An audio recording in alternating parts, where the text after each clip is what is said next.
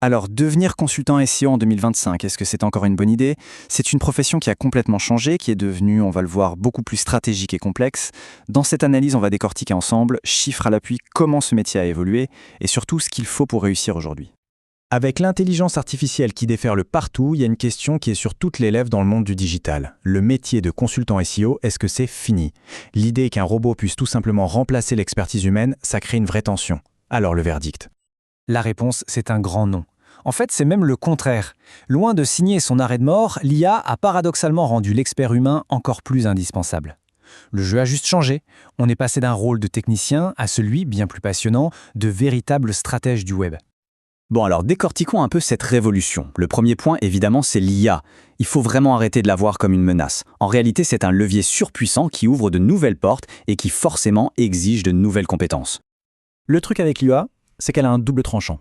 D'un côté, des outils comme ChatGPT, c'est génial pour automatiser les tâches un peu répétitives. Mais de l'autre, se reposer à 100% dessus, c'est une grosse erreur stratégique. Et pourquoi? Parce que le contenu purement IA, il lui manque ce que Google valorise le plus, ce fameux IIAT. Vous savez, l'expérience vécue, l'expertise réelle, l'autorité et la confiance.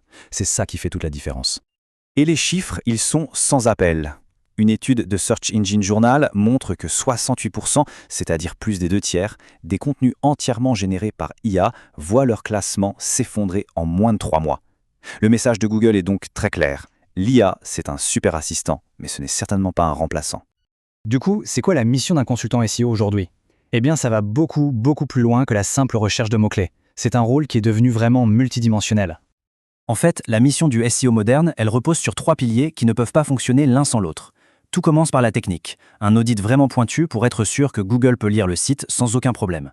Ensuite vient la stratégie de contenu, là où on va mélanger la puissance de l'IA pour l'analyse et la créativité humaine pour trouver le bon angle. Mais le plus important, c'est le 3e pilier, faire le pont entre toutes les équipes, les développeurs, les rédacteurs, le marketing, pour que tout le monde avance dans la même direction. Et voilà un exemple qui illustre parfaitement l'impact concret de tout ça. Pour un client dans le e-commerce, le simple fait de combiner une refonte technique et une stratégie de contenu qui intègre la recherche vocale a permis d'obtenir plus 150% de trafic organique. C'est la preuve que cette approche globale, eh bien ça marche. Passons maintenant aux compétences. Pour réussir dans ce nouveau monde, être juste bon techniquement, ça ne suffit plus du tout. Il faut un ensemble de compétences bien plus large. Le succès, aujourd'hui, il repose sur ce trio gagnant. D'abord, une expertise technique de pointe. Il faut comprendre les technologies modernes, comme les CMS headless, qui séparent le contenu de la présentation, et les modèles de langage qui font tourner l'IA. Ensuite, l'intelligence émotionnelle. C'est la capacité à traduire ce jargon technique en objectifs clairs pour un client. Et enfin, une curiosité insatiable. Pour vous donner une idée, Google a lancé 12 mises à jour majeures rien qu'en 2024. Il faut suivre le rythme. Cette citation de Thomas Kubel, un consultant SEO reconnu, résume absolument tout. La capacité à traduire la complexité technique en résultats concrets pour le business et à gérer la relation client, c'est devenu la compétence la plus importante. La communication, c'est vraiment la clé. Allez, on passe au concret. Comment on devient consultant SEO? Il existe plusieurs chemins et chacun a ses avantages et ses inconvénients. Alors concrètement, pour se former, il y a 3 grandes voies. Regardez, les écoles spécialisées, elles garantissent quasiment un job à la sortie, mais c'est un investissement conséquent. Les certifications, c'est un super compromis, c'est plus abordable et c'est bien reconnu sur le marché. Et enfin, la voie royale pour beaucoup de monde, l'auto-formation. C'est moins cher, mais ça demande de se construire un portfolio en béton pour prouver sa valeur. Et ce chiffre le confirme bien. 66%, soit 2/3 des professionnels du SEO, sont des autodidactes. C'est la preuve que ce métier valorise avant tout la curiosité, l'expérimentation et cette capacité à apprendre en permanence. C'est une porte ouverte à tous les passionnés. Parlons argent. La question que tout le monde se pose, concrètement, combien ça gagne un consultant SEO? On va regarder les chiffres, que ce soit en tant que salarié en agence ou à son compte en freelance. En tant que salarié, que ce soit en agence ou directement chez l'annonceur, les salaires varient pas mal selon l'expérience et la ville. Pour un junior en région parisienne, on démarre en général entre 28 et 35 000 euros par an. Avec de l'expérience, un profil senior peut viser une fourchette bien plus haute qui peut aller jusqu'à 70 000 euros. Maintenant, si on regarde le freelancing, on ne parle plus en salaire mais en taux journalier moyen, le fameux TJM. Un junior à Paris peut facturer entre 250 et 400 euros la journée. Mais regardez bien la progression. Un profil senior peut facilement atteindre les 900 euros par jour et même dépasser les 1000 pour des expertises vraiment très pointues.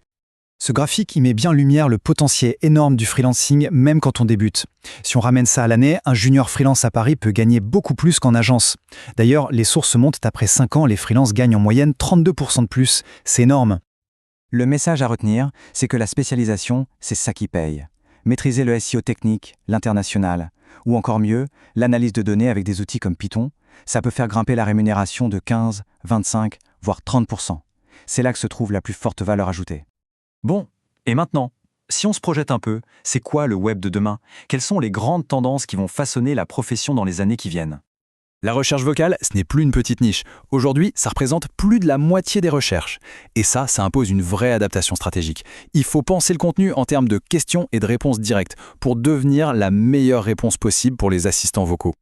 L'autre grande tendance de fond, c'est l'éthique. 74% des entreprises exigent maintenant une approche responsable du SEO. Ça veut dire être transparent sur ses méthodes, bien sûr, mais aussi penser à l'impact écologique.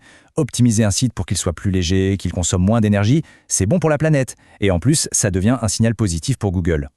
Pour résumer, la feuille de route du succès pour le consultant SEO de demain, elle tient en 3 points. Premièrement, se former au machine learning pour pouvoir dialoguer avec l'IA. Deuxièmement, choisir une niche et en devenir l'expert incontesté. Et troisièmement, penser au-delà des mots-clés en intégrant l'accessibilité et la performance durable dans sa stratégie. En conclusion, non seulement le métier de consultant SEO n'est pas mort, mais il est probablement plus passionnant que jamais. Le défi, ce n'est plus de plaire à un algorithme, mais de construire des ponts entre la technologie, l'humain et la stratégie. La vraie question n'est donc pas de savoir si ce métier a un avenir, mais plutôt de savoir comment on va inventer le sien.